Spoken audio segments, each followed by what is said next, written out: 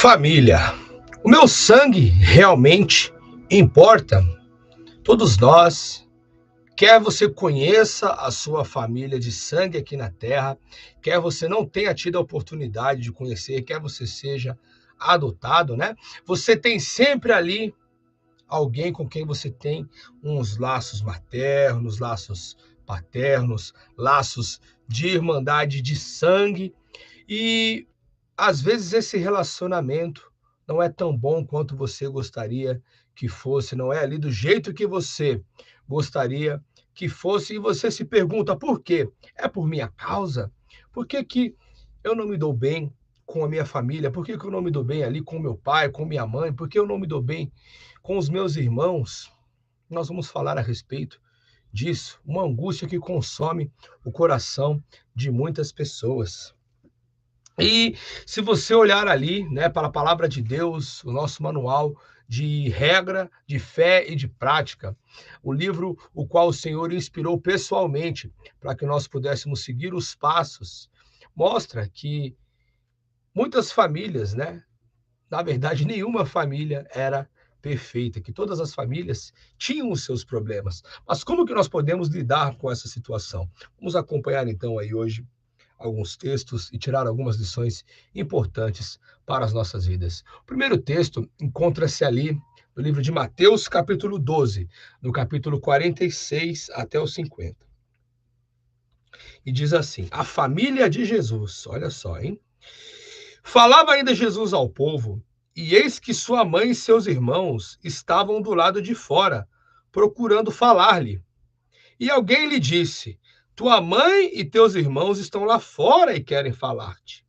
Porém, ele respondeu ao que lhe trouxe o aviso: quem é minha mãe e quem são os meus irmãos? E estendendo a mão para os discípulos, disse: eis minha mãe e eis os meus irmãos. Porque qualquer que fizer a vontade de meu Pai Celeste, esse é meu irmão e minha mãe, e minha irmã, né? Amém. Palavra forte ali de Jesus, né? Parece que Jesus dá ali uma resposta ríspida, mas não é bem isso, né?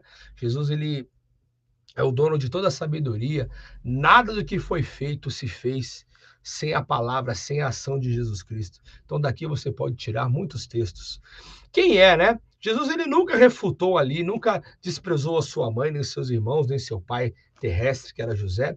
Muito pelo contrário, ele os tinha em grande estima.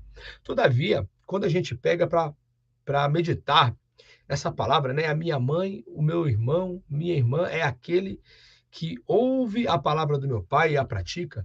Jesus, ele está falando que mais importante do que o sangue é a sintonia que as pessoas têm de terem o mesmo propósito.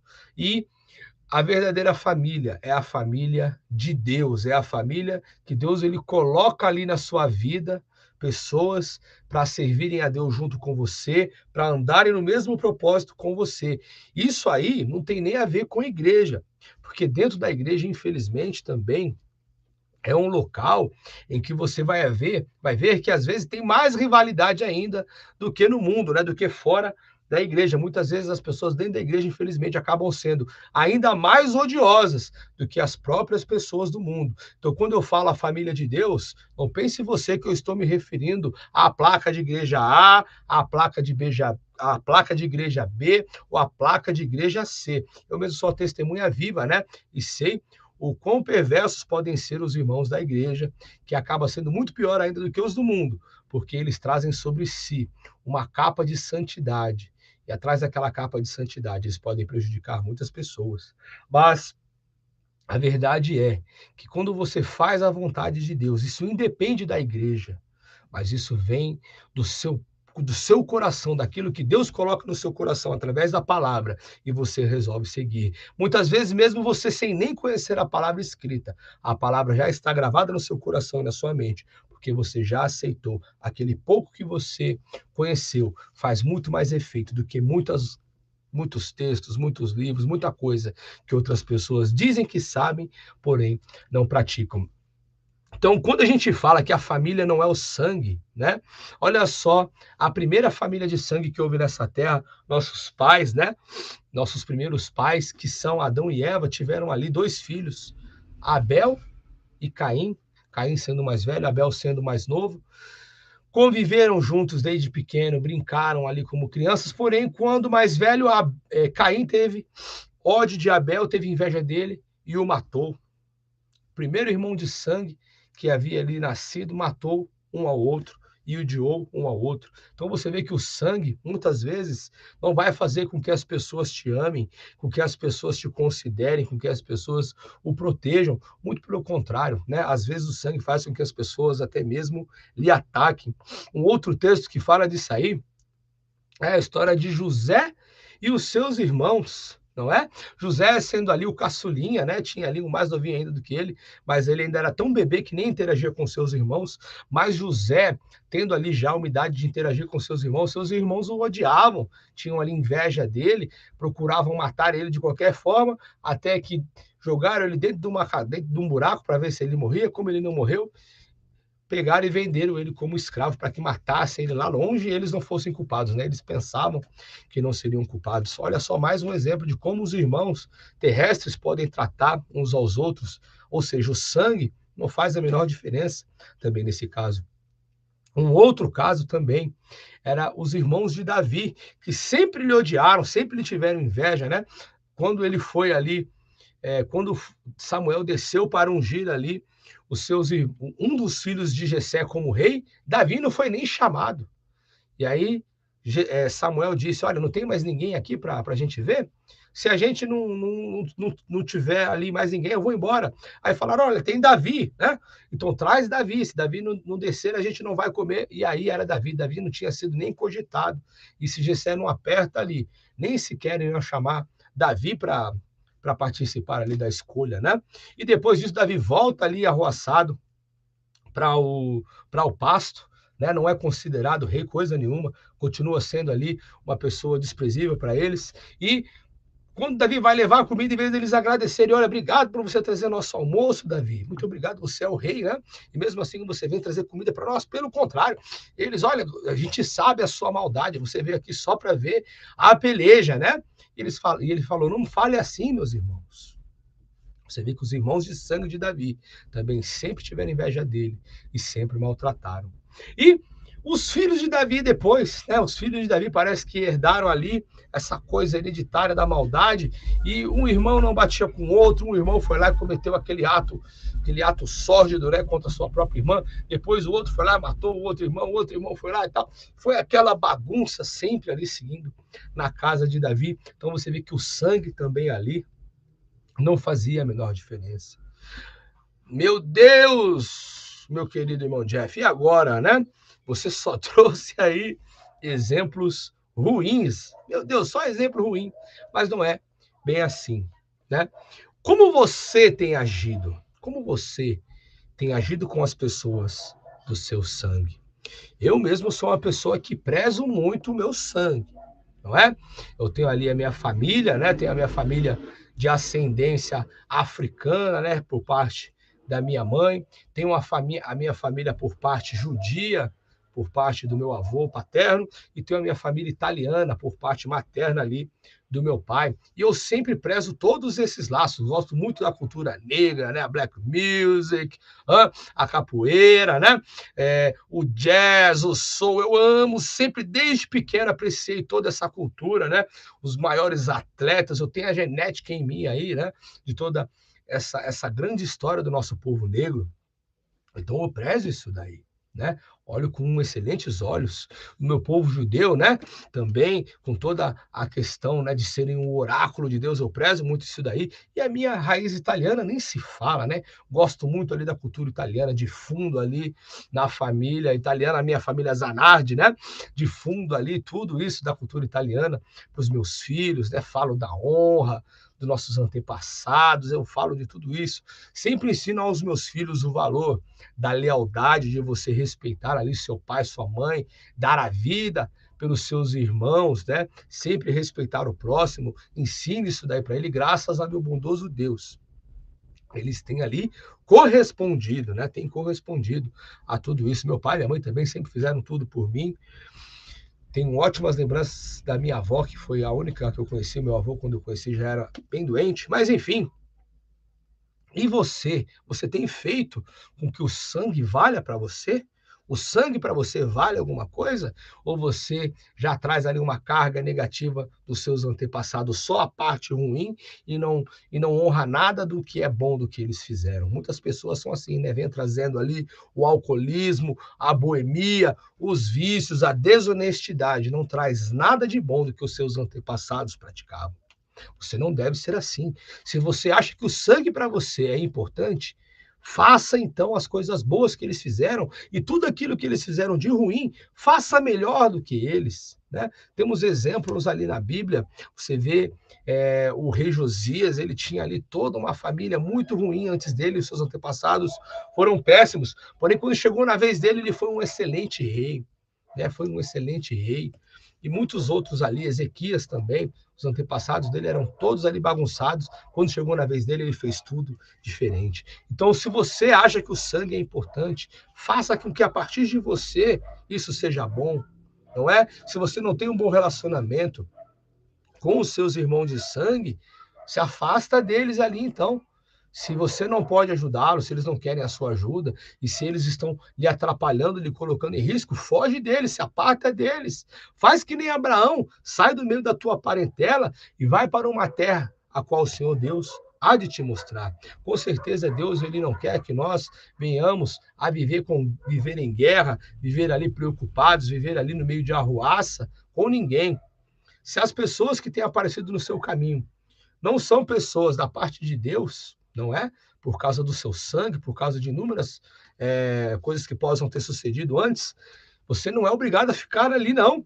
Aparta-te deles, sai do meio da tua parentela, como Abraão fez, e vai para um lugar melhor, a qual o Senhor Deus há de te mostrar. Ore a respeito disso, Deus ele há de preparar para todo aquele que busca uma resposta. Mas a verdade é também que Deus ele coloca, mesmo que não seja do nosso sangue, pessoas maravilhosas na nossa vida, não é? Olha só que interessante esse texto de João, capítulo 19, versículo 27. Olha só, João 19, 27, diz assim, ó. Depois disse ao discípulo: Eis aí a tua mãe. E disse à sua mãe: Mulher, eis aí o teu filho. E daquela hora em diante, João, o discípulo amado, levou a mãe de Jesus para casa como se fosse a sua própria. Olha só que interessante, né? Jesus ele mostrava que há laços na nossa vida que independem do sangue. Maria não era mãe consanguínea de Jesus, mas Jesus deu aquela pessoa mais preciosa que ele tinha na terra para que João cuidasse. E deu aquela pessoa mais preciosa que ele tinha, o seu discípulo, que era chamado discípulo amado, né? Podemos dizer ali, talvez, o discípulo mais precioso, para que ela cuidasse. Então, abra seus olhos. Deus ele tem colocado pessoas valiosas na sua vida que valem mais do que toda a tua genealogia, talvez, não é? Vale mais do que toda a tua ancestralidade. Eu sonho ali, na verdade, né, poder um dia encontrar a minha ancestralidade no novo céu e na nova terra, na nova Jerusalém, pessoas que eu nunca conheci. Tenho certeza que na minha família há pessoas que foram grandes servos de Deus e grandes servas de Deus no seu tempo e estão guardados esperando a manhã da ressurreição.